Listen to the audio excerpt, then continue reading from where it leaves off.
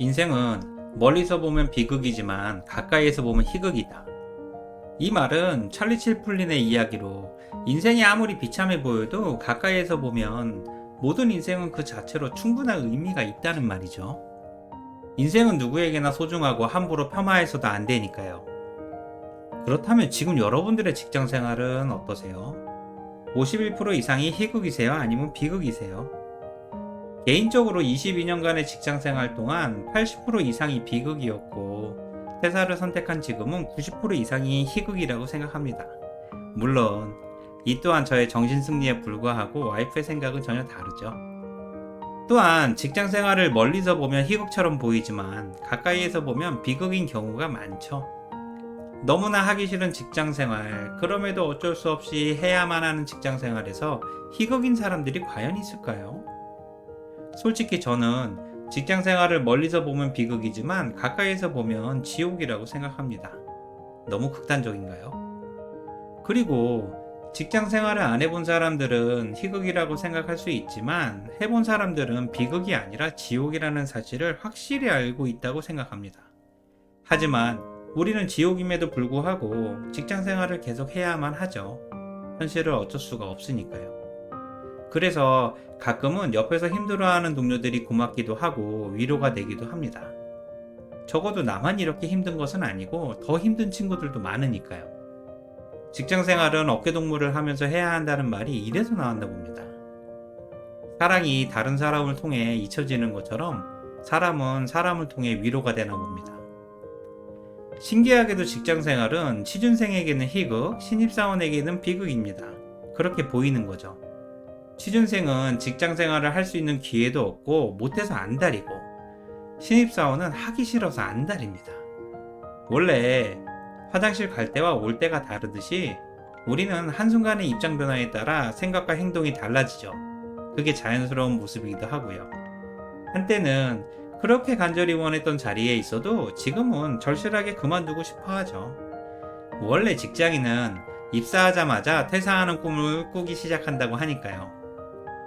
그렇다면 여러분들은 회사가 신입사원에게 기대하는 것은 무엇이라고 생각하세요? 도대체 회사는 왜 계속 공채 방식으로 신입사원을 뽑는 걸까요? 저는 기대와 가능성 때문이라고 생각합니다. 신입사원은 아직 극지 않은 복권과 같은 존재죠. 물론 꽝이 더 많은 것이 사실이고요. 확실한 것은 모든 신입사원이 당첨되지는 않죠. 당첨될 수 있다는 기대를 할 뿐이죠. 게다가 신입사원이 회사의 월급만큼의 가치를 가져다 주는 시기는 입사해서 최소 3년 이상은 필요하다고 하죠. 그 이전엔 가치가 월급만큼도 안 된다는 말이기도 하고요. 배우는 시기니까요. 3년 사이에 중도 탈락하는 신입사원도 50%는 되죠. 그리고 이 중에 선택된 괜찮은 신입사원들을 잘 키워도 더 좋은 회사로 이직을 하죠. 마음과 정성을 쏟은 회사나 선배 입장에서 보면 배신이기도 하고요. 회사나 선배들은 이러한 반복을 통해서 신입사원에 대해 점점 실망하게 되는 거죠. 물론 이 상황이 어느 누구의 잘못도 아닙니다. 그래서 신입사원에 대한 기대와 가능성을 점점 포기하게 되고 경력직 채용을 많이 늘리는지도 모르죠. 많은 기업들이 신입공채보다 경력직 수시 채용 방식으로 변해가고 있으니까요. 어쨌든 신입공채를 준비하는 취준생에게는 안타까운 상황이 되는 거죠. 기회 자체가 줄어드는 거니까요. 상대적으로 3년 이상의 직무 경험이나 커리어를 쌓은 직장인들에게는 이직의 기회가 확실하게 열린 거죠.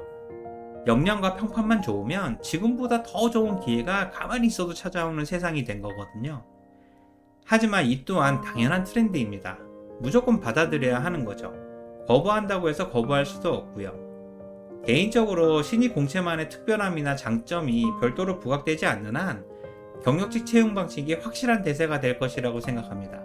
요즘은 알바 면접도 경력과 평판을 보니까요. 그렇다면 신입사원들에게 기대하는 기대와 가능성이란 무슨 의미일까요?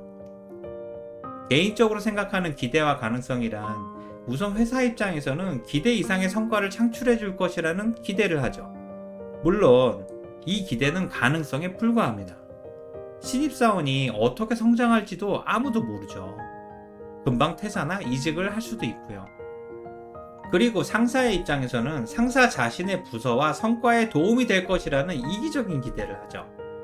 상사의 입장에서는 신입사원에 대한 배려나 성장은 상사 자신의 성과에 도움이 되는 신입사원에 한해서 생각해 볼 수는 있죠. 하지만 전체적으로 신입사원에 대한 실망이 쌓이면서 큰 기대를 하지 않기 때문에 배려나 성장의 기회도 많지는 않죠.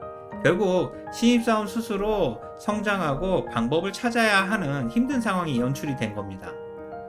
마지막으로 선배나 동료들의 입장에서는 나의 업무를 대신해 주거나 도움이 될 것이라는 기대를 하게 되죠.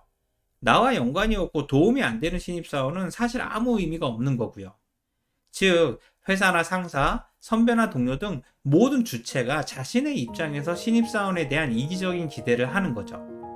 안타깝게도 이 상황에서 신입사원에 대한 성장이나 배려, 회사의 미래 경쟁력 등에 대한 생각은 상대적으로 미흡한 것이 사실이고요. 슬프게도 신입사원에 대한 이 모든 이기적인 기대를 포텐셜, 잠재력이라는 좋은 말로 대신하는 중이죠. 결론적으로 신입사원이라는 존재 자체는 소중한 사람이지만 회사에서 신입사원이라는 존재는 신입사원의 생각만큼 소중한 존재는 아직 아니죠. 지금은 앞으로 소중하고 중요한 존재가 될 수 있는 기대와 가능성을 지닌 존재에 불과한 거죠. 안타깝게도 그런 기대와 가능성 자체가 점점 떨어지는 중이고요. 그래서 신입사원의 현실은 회사나 상사, 선배나 동료들의 이기적인 기대 수준을 맞추기 위해서 오늘도 출근해서 하루 종일 이리 치이고 저리 치이면서 생활합니다. 회사에서 가장 불쌍하고 안타까운 존재죠. 가끔은 자신감과 자존감이 무너지기도 하고요. 그래서 저는 신입사원 시기가 몸은 편했을지 모르지만 마음이 가장 힘든 시기라고 생각합니다. 회사나 사람들에게 무조건 적응을 했어야 하니까요. 개인적으로 너무 힘들었고 다시는 하고 싶지 않은 경험입니다. 게다가 누군가는 신입사원 시절이 금방 지나간다고 말했지만 저에게는 그렇지도 않았습니다. 솔직히 이런 말들은 모두 신입사원 시절을 지나고 난 직장 선배들의 이야기에 불과했죠. 저는 하루하루가 죽을 것만 같았고 앞이 보이지 않았으니까요.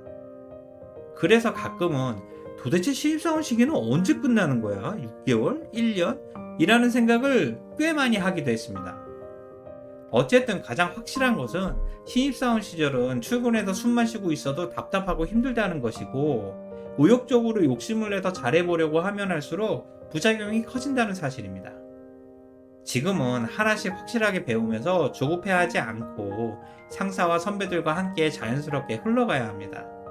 그러다 보면 신입사원 시절은 금방 지나갈 것이고 어느 순간 꽤 괜찮은 직장인이 될 수 있다고 확신합니다. 저는 누가 뭐래도 신입사원인 당신에 대한 기대와 가능성을 확실히 믿습니다. 오늘 영상이 공감이 되셨다면 구독과 좋아요를 부탁드릴게요. 지금까지 신입사원을 사랑하는 직장인의 멘토 인지였습니다. 고맙습니다.